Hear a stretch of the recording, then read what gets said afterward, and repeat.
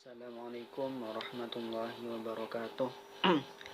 Perkenalkan, nama saya Sony Guntur Arifin dari kelompok 4, ingin menjelaskan tentang pentingnya memahami perilaku peserta didik. Dengan seiring berkembangnya zaman telah membuat perkembangan dalam pendidikan terkait ilmu pengetahuan dan teknologi serta menciptakan persaingan global secara ketat. Oleh karena itu, peningkatan kualitas sumber daya manusia merupakan kenyataan yang harus dilakukan secara terencana, terarah, intensif, efektif, dan efisien dalam proses pembangunan bangsa, terutama anak-anak bangsa atau peserta didik.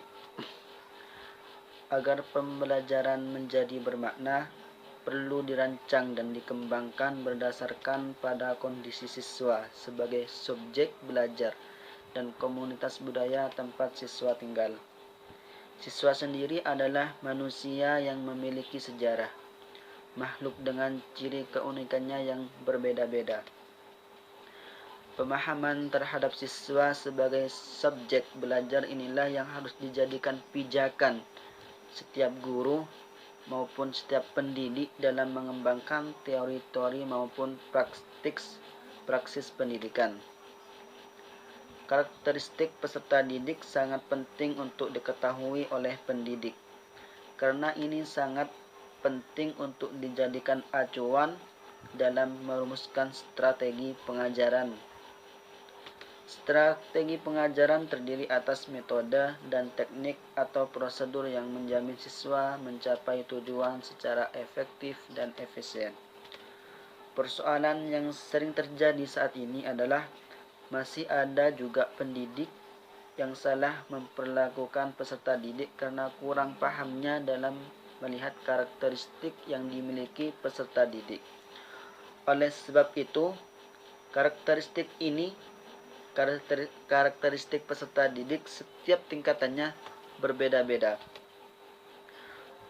Tokoh dalam pendidikan yaitu Ray Gelut dalam bukunya tahun 1983 menyatakan bahwa sebagai seorang ilmuwan pembelajaran bahkan secara tegas menempatkan karakteristik siswa sebagai satu variabel yang paling berpengaruh dalam pengembangan strategi pengelolaan pembelajaran.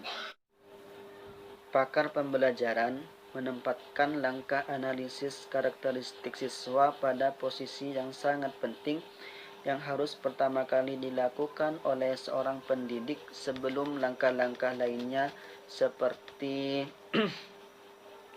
pemilihan dan pengembangan strategi pembelajaran ataupun menentukan metode-metode.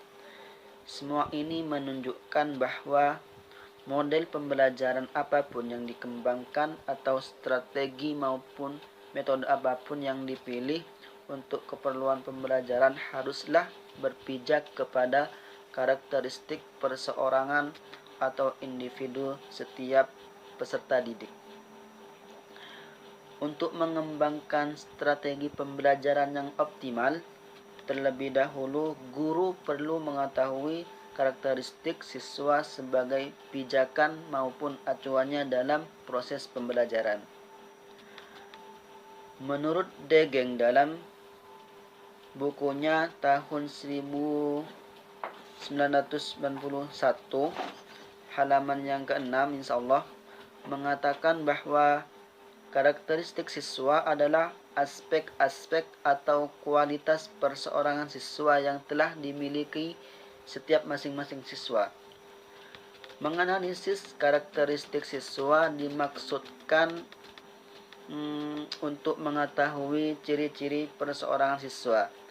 Dari hasil dari kegiatan ini akan berupa daftar yang memuat pengelompokan karakteristik siswa yang mana dijadikan sebagai pijakan untuk mendeskripsikan metode yang optimal guna mencapai hasil belajar tertentu. Assalamualaikum warahmatullahi wabarakatuh. Saya Nur Rahmatillah ini ingin menjelaskan tentang peserta didik. Siswa atau yang disebut peserta didik merupakan salah satu dari komponen pendidikan yang tidak bisa ditinggalkan, karena tanpa adanya peserta didik tidak akan mungkin proses pembelajaran dapat berjalan. Peserta didik merupakan komponen manusiawi yang menempati posisi sentral dalam proses belajar mengajar. Di dalam proses belajar mengajar, peserta didik sebagai pihak yang ingin meraih cita-cita, memiliki tujuan dan kemudian ingin mencapainya secara optimal. Selanjutnya, peserta didik juga dianggap sebagai seorang individu yang memiliki potensi untuk berkembang dan mereka berusaha mengembangkan potensinya itu melalui proses pendidikan pada jalur dan jenis pendidikan tertentu. Nah, selanjutnya saya akan membahas tentang perbedaan individual. Nah, perbedaan individual ini berkaitan dengan psikologi pribadi yang menjelaskan perbedaan psikologis antara orang-orang serta berbagai persamaannya. Psikologi perbedaan individual menguji dan menjelaskan bagaimana orang-orang berbeda dalam berpikir, berperasaan, dan bertindak. Latar belakang adanya perbedaan individual ada dua, yaitu yang pertama faktor bawaan, yang kedua yaitu faktor lingkungan. Nah, faktor bawaan merupakan faktor-faktor biologis yang diturunkan melalui pewarisan genetik oleh orang tua. Pewarisan genetik ini dimulai pada saat terjadi pembuahan. Adanya perbedaan gen akibat pembuahan inilah yang menyebabkan adanya perbedaan antar individu baik secara fisik, psikologis, maupun perilaku. Terima kasih. Bahas tentang bakat peserta didik dan kemampuan peserta didik. Nah, bakat peserta didik yaitu suatu kemampuan alamiah untuk memperoleh pengetahuan atau keterampilan yang relatif bisa bersifat umum atau khusus. Peserta didik berbakat lebih cepat berkembang daripada peserta didik lain. Nah, sedangkan kemampuan peserta didik yaitu suatu daya untuk melakukan suatu tindakan sebagai hasil dari pembawaan dan latihan. Kemampuan ini menunjukkan bahwa suatu tindakan dapat dilakukan sekarang, sedangkan bakat perlu dilakukan dengan latihan pendidikan supaya suatu tindakan dapat dilakukan di masa yang akan datang. Perkenalkan, nama saya Najirotul Tazkiro, NPM 2019-1005. Di sini saya akan membahas mengenai gaya belajar peserta didik. Nah, belajar pada manusia merupakan suatu proses psikologis yang berlangsung dalam interaksi aktif antara subjek dan lingkungan dan menghasilkan perubahan-perubahan dalam pengetahuan, keterampilan, dan sikap yang bersifat konstan atau menetap. Belajar ini merupakan hal yang kompleks. Kompleksitas belajar dapat dipandang dari dua subjek, yaitu peserta didik dan pengajar. Adapun gaya belajar peserta didik terbagi dalam 3 jenis, yaitu visual, auditorial, dan kinestetik. Yang pertama, saya akan membahas gaya belajar visual. Gaya belajar visual ini menitik beratkan pada indera penglihatan sebagai penyerap informasi baru bagi peserta didik. Adapun ciri-ciri peserta didik yang menggunakan gaya belajar visual.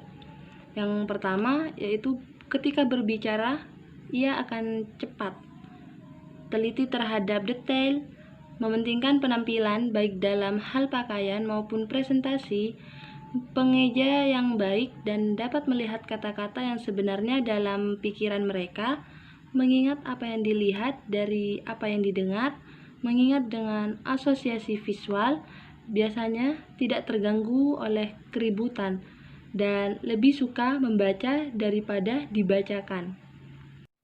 Yang kedua ialah gaya belajar auditorial. Gaya belajar auditorial ini lebih menitik beratkan pada fungsi indera pendengaran untuk memperoleh informasi yang baru.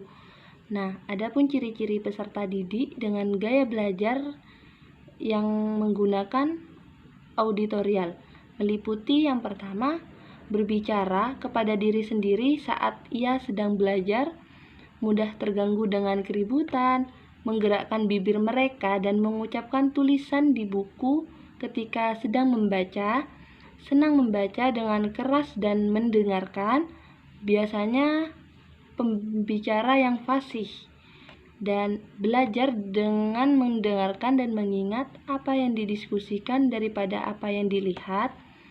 Selanjutnya, suka berbicara, suka berdiskusi, dan menjelaskan sesuatu yang panjang lebar. Ialah gaya belajar kinestetik. Peserta didik dengan gaya belajar kinestetik ini menitik beratkan pemerolehan informasi melalui pergerakan fisik. Nah, ciri-ciri dari peserta didik yang menggunakan gaya belajar kinestetik ini meliputi yang pertama, berbicara dengan perlahan, menanggapi perhatian fisik, selalu berorientasi pada fisik dan banyak bergerak, menghafal dengan cara berjalan dan melihat, menggunakan jari sebagai penunjuk ketika membaca, banyak menggunakan isyarat tubuh, tidak dapat duduk diam untuk waktu yang lama, ingin melakukan segala sesuatu, dan menyukai permainan yang menyibukkan dirinya sendiri. Demikian presentasi yang dapat kami sampaikan dari kelompok 4. Kurang lebihnya mohon maaf. Wassalamualaikum warahmatullahi wabarakatuh.